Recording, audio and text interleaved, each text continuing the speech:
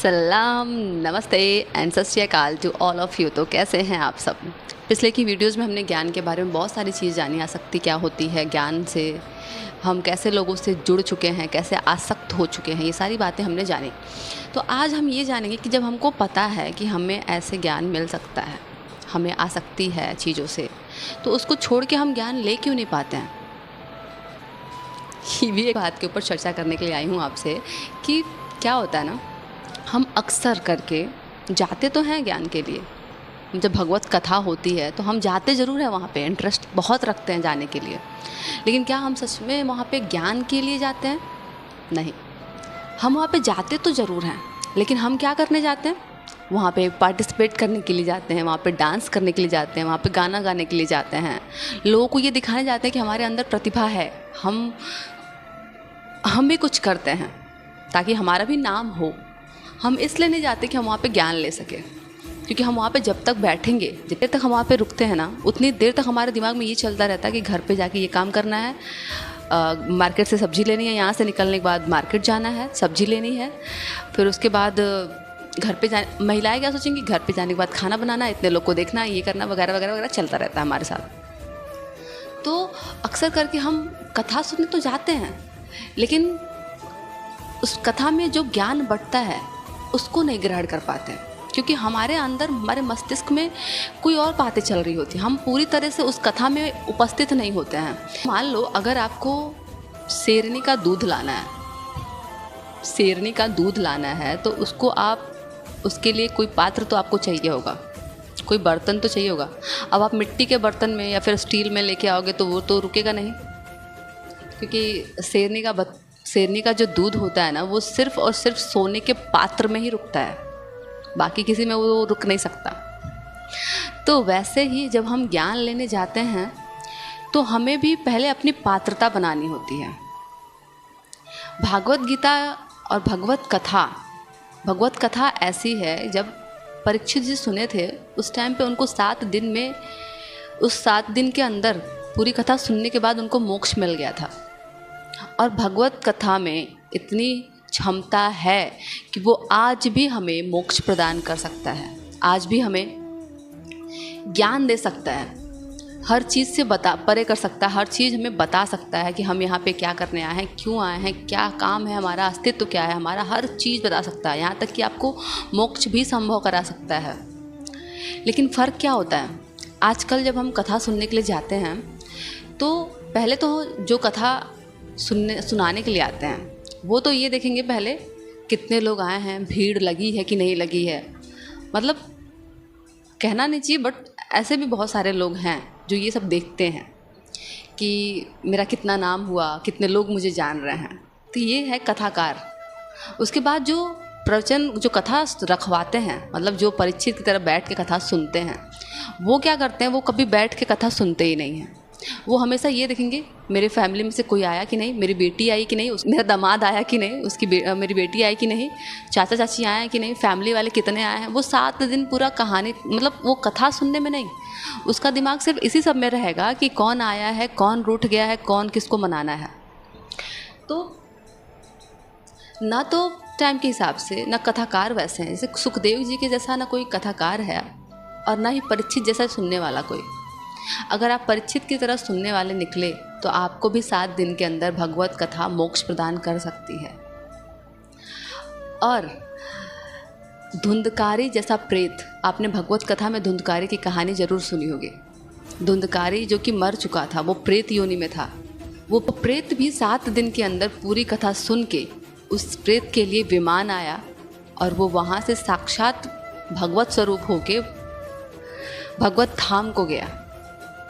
तो भगवत कथा में आज भी इतनी क्षमता है कि आज भी वो आपको, हमको, सबको मोक्ष दिला सकती है, बशर्ते आप ज्ञान लेना चाहते हैं या नहीं।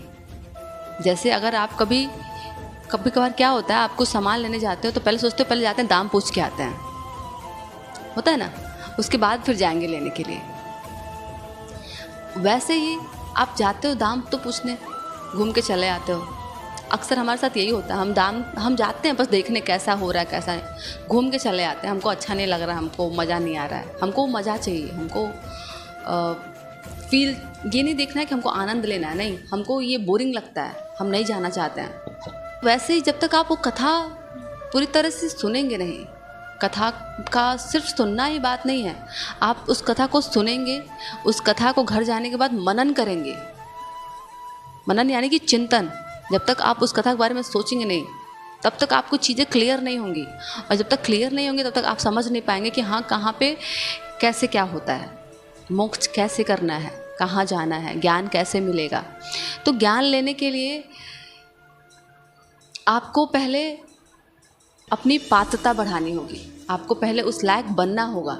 जैसे मान लो आजकल क्या है ना, आजकल बहुत सारे लोग हैं जो रट्टा मार के आ जाते हैं कि हमारे देश में कितनी नदियां हैं, हमारे देश में कितने कैपिटल्स हैं, हमारे देश में कितने, मतलब वर्ल्ड में कि ऑस्ट्रेलिया हुआ, इंडिया हुआ, अमेरिका हुआ, इन सभी में इन सब की कैपिटल्स क्या हैं, नदियां कितनी हैं, कितने पहाड़ हैं। ये सब कुछ आप अगर रट के याद कर लें और मुँह ज़बानी बोल दें तो ये सारी चीज़ें ज्ञान के थ्रू नहीं आएंगी, ये सारी चीज़ें इन्फॉर्मेशन के थ्रू आएंगी। ये सब चीज़ ये है कि आपके पास इतनी इन्फॉर्मेशन है, लेकिन ज्ञान क्या है?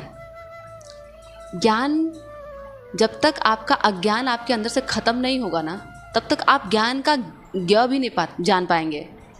ज्ञान के लिए पहले आपको उसके लायक बनना होगा, आपको पहले अपनी पात्रता बढ़ानी होगी। ज्ञान सिर्फ वैराग्य से आता है। जैसे ही आपके अंदर ये ज्ञान हुआ कि सभी लोग यहाँ पे सिर्फ रोल निभा रहे हैं, सिर्फ रोल करने आए हैं, तो हमें भी एक अच्छा रोल निभाना, हमें जो रोल मिला उस रोल को अच्छे से 100% देके प्ले करना, चलाना है बस। जब तक ये वैराग्य अंदर से नहीं उत्पन्न होगा, हम ज्ञान लेने के काबिल ही नहीं हो पाएंगे। भगवद गीता में ज्ञान के बारे में भी बताया गया, 13वें अध्याय में बताया गया है। कभी फुर्सत मिले तो सुबह हर दिन भगवद गीता का 2 या 3 पेज तो पढ़िए, ताकि आपको ये समझ में आए कि ज्ञान क्या है, ज्ञान कैसे मिलेगा। खुद से कोशिश तो कीजिए। हम ज्ञान लेने जाते ही नहीं हैं, हम तो सिर्फ कथा सुनने जाते हैं, कथा देखने। अगर कथा इंटरेस्टिंग है तो सुनेंगे थोड़ी देर, उसके बाद फिर अपने घर जाके फिर भूल जाएंगे। कथा सिर्फ सुनने से नहीं, कथा को, उसका चिंतन, उसका मनन करने से आपको चीज़ें समझ में आएंगी। ज्ञान तब आपके अंदर आएगा जब आपका अंतःकरण एकदम निर्दोष होगा, जब आपके अंतःकरण से वैराग्य उत्पन्न होगा।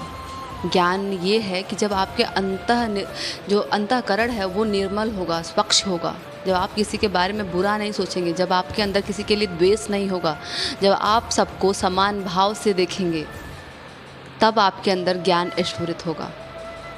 ज्ञान के लिए, ज्ञान पाने के लिए सबसे पहले आपको अपने अंदर के आत्मा को पवित्र करना होगा, अपने आप को शुद्ध करना होगा। उसके बाद आपके अंदर ज्ञान की पात्रता बढ़ेगी और आप ज्ञान अर्जित कर पाएंगे। ज्ञान कोई ऐसी वैसी चीज़ नहीं है जो मिल जाएगी। ज्ञान के लिए आपको पुरुषार्थ करना पड़ेगा। जिस दिन आपने पुरुषार्थ करना शुरू कर दिया, ज्ञान अपने आप आपके अंदर स्फुरित होगा। पुरुषार्थ में क्या है? शुरुआत तो कीजिए आप, नहीं कुछ आप नाम जप से शुरुआत कीजिए। नाम जप आपको वहाँ तक पहुँचा देगा। आज मैं यहाँ पे जो भी हूँ ना, सिर्फ नाम जप की वजह से हूँ। नाम जप आज यहाँ पे मुझे नहीं पता, लेकिन मैं कैसे यहाँ तक पहुँची हूँ मुझे भी नहीं पता, बट मैं आज जो कुछ भी हूँ सिर्फ नाम जप की वजह से हूँ। तो मैं सिर्फ आपसे इतना ही कहूँगी कि नाम जप कीजिए।